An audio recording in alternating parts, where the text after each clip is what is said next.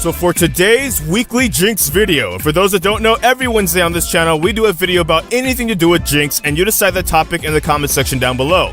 As well as this video acts as a weekly discussion thread on the Jinx subreddit, League of Jinx. Feel free to check that out. And every 2 weeks when a new patch drops, we talk about that patch, changes to Jinx or changes that might affect Jinx, as well as can kind of make an AD carry tier list by the end. So with that being said, patch 8.16, there were no changes to Jinx directly, and there are no changes to other AD carries that might change up her matchups, not really maybe most of the supports that might change the bot lane, but it will change the meta in a way that I think will affect Jinx. And one of the questions I want to ask you guys right off the bat, that you can answer in the comments down below, is do you think this meta shift will be a buff or nerf to Jinx? And I'll explain what I mean in just a second here. Because the overarching theme of the patch, what I'm going to do differently for this one is instead of reading like each change to these different champions, I'm going to talk about the overarching kind of idea with this patch, which is kind of to buff tanks, bring tanks back a bit, without maybe making like a suffocating tank meta, but still that's probably going to want to be what's happening at first. Obviously, people are going to be like, oh hey, tanks are the strongest, let's play tanks, and then people are going to figure out how to counter those, etc, etc. What I mean by is it a buff or nerf to Jinx though is because I'll start with the buff side, how it could possibly be a meta that buffs Jinx, right? Jinx will have a front line if there's more tanks. There's not going to be as many assassins and stuff trying to kill her, right? There's going to be, just statistically, there's going to be less champions in the game that are going to be trying to kill you. There's going to be less to have to worry about. For example, one of my placement games, I had to play against Draven Malzahar bot lane, and that's going to be like a kill lane in itself, but they also had like Pantheon, Jarvan, and Xerath, right? Well, if there's more tanks, because those guys weren't building tanks, right? Let's say they had a Maokai top lane and like Cho'Gath in the jungle. Not that those guys can't be a problem, and I'll get to that in the later section, but that's more like less damage that is going to be coming at least up front. They're not going to probably burst you down super hard in like 2 seconds. And also, you are a tank killing AD carry. You're going to scale, get crit, and then eventually probably get a Last Whisper too, and be able to actually kill those targets as well. Furthermore, your team's going to have probably tanks to help defend you from those threats, or at least then from like say the Xerath and Draven and Malzahar. Also buy a QSS, that item exists and it's very good. But that being said, on one hand, you're going to have more quote-unquote protection because you're going to have a front line that's going to make it harder for their damage threats to get through to get to you. On the other hand, even though they have tanks too, you're going to scale and be able to deal with those tanks. On top of that, one of the things we talked about even last week when we were talking about like first items and then full builds, some people's full builds didn't really include a Last Whisper because you didn't need a Last Whisper. So one of the things that could be a buff or nerf is just on one of those last items, instead of maybe a lifesteal item, because maybe you won't need as much lifesteal because it's not as much burst anymore, you might switch that for Last Whisper and then be fine in that aspect. But of course then, if this meta could buff Jinx for those reasons, let me also then explain why some other people might feel it could be a nerf to Jinx. For example, you have less peel. While you do have tanks, you do have more of a front line, there's a good chance if you're playing with something like an Alistar and Braum, they can protect you, but their job is also kind of to like front line and engage a bit as well. Like a Leona is probably one of the best examples. Leona can be a kill lane with Jinx. She lands with Zenith Blade, you have the Flame Choppers, you all in her, she has Ignite, you kill a target. At the same time, she wants to kind of like go all in on a target, lock them down, and create like pandemonium for the enemy team, rather than peel you like a Janna or Lulu would. So with that being said, there is the risk that even though you'll have more of a front line, you won't necessarily have anything in the back line protecting you if they get through that front line to you. On top of that, you might have less crit. We talked about the Last Whisper just now in the buff section. Why it could also be a nerf for some people is because maybe they want to build triple crit. Maybe they're one of those people that builds Stormrazor early and then goes into like Infinity Edge and then triple crit later, and then let's say not like Last Whisper, but like a GA for all the assassins and bursts that were in the meta currently, and you have to swap one of those out. Well, maybe you still like the GA because maybe you still like the survivability, and you have to then decide you want to take out one of those crit items. So there is that could be a nerf, because then you will have less crit chance. You won't have that 100%. Every auto attack won't be a crit, but you will have tank killing potential. But it's kind of like a juggle. I feel like that's mainly your opinion, so I'll leave that up to you to decide how you feel about that one specifically. Is that a buff? Is that a nerf? Depends.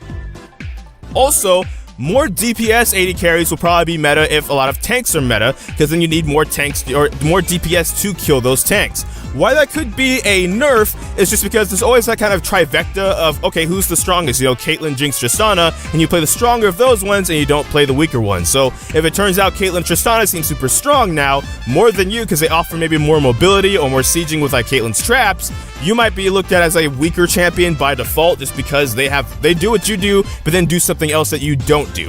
Not necessarily that's true. Obviously, if we're watching this video, there's a good chance you main Jinx and you're gonna just make it work. Not necessarily that it's a guaranteed nerf either. I'm just bringing that up because some people might bring that up as a, hey, other AD carries are going to be meta that kind of also do what you do versus now, where Jinx is actually pretty good because she's one of the few good crit ADs. So, final notes, games will possibly be longer, so it'll possibly be longer time to scale. One of the things that we discussed last week, of course, was the Storm Razor versus the Infinity Edge kind of thing. And one of the things to note about that was one of the main reasons people would build one or the other would depend on how much time and how much gold you have. So if you didn't have a lot of gold and you needed to scale pretty fast because the game looked like it was going to accelerate and you need that one item power spike, I saw a lot of people saying Storm Razor. On the flip side, if it looked like you could get the chance to scale, you got your gold and it was going to go later, you went the, BF, like either Hurricane into Infinity Edge into Brawler's Glaive, whatever the case is, you went that combination. And as such, because games are going to be longer now, the Infinity Edge and Zeal item build might be more optimal because you won't need that one item power spike. So you can afford to take that time to scale now. Maybe not. Maybe the games are still pretty fast even with tanks in it, perhaps. But that's something to note. So again, another question for you in the comment section down below before we go into the tier list is, how do you feel about that? Whether you're bronze or diamond, what are your thoughts so far about the idea of tanks coming in, how it could affect Jinx meta-wise, and is it going to be a good thing or could it be a bad thing? Does it differentiate based on your elo? All opinions are welcome, so go for it. Finally, let's get into a tier list. Now, if you've been watching my videos for a while now, I don't really go like S tier, A tier, B tier. I kind of have like the 3 tiers I do is like what's going to be super meta, what's going to be like viable, and what are things that are probably going to struggle unless you are really good at them. So I'll start though kind of by dividing these champions up, the AD carries in general, and then talk about Jinx as well, into like 3 different tiers. Crit ADs, lane bullies, and on-hit ADs. What I'm going to say for crit ADs is they're going to be pretty good this patch because of possibly the game's going longer because of tanks, because of the front line of protection they might get because of tanks, and as such because of the less damage threats on the enemy team that will exist, that your immobility won't really be as detrimental because of that.